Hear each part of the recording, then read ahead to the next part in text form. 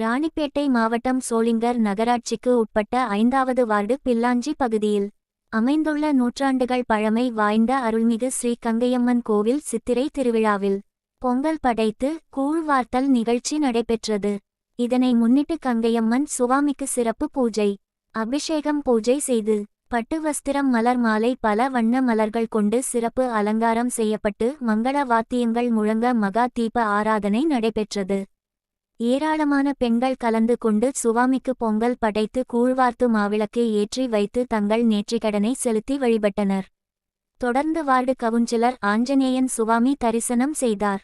அவருக்கு கோவில் சார்பில் மாலை அணிவித்து ஊர் மரியாதை செய்தனர். தொடர்ந்து வார்டு கவுன்சிலர் ஆஞ்சநேயன் அவர்கள் குடும்பத்தின் சார்பில் 1000 பேருக்கு அன்னதானம் ஏற்பாடு செய்திருந்தனர். கவுன்சிலர் ஆஞ்சநேயன் பக்தர்களுக்கும் பொதுமக்களுக்கும் அன்னதானம் வழங்கினார். கங்கையம்மன் கோவில் திருவிழாவில் பில்லாஞ்சி மற்றும் அதனை சுற்றுப்பகுதியில் இருந்து ஏராளமான பக்தர்கள் கலந்து கொண்டு சுவாமி தரிசனம் செய்தனர்.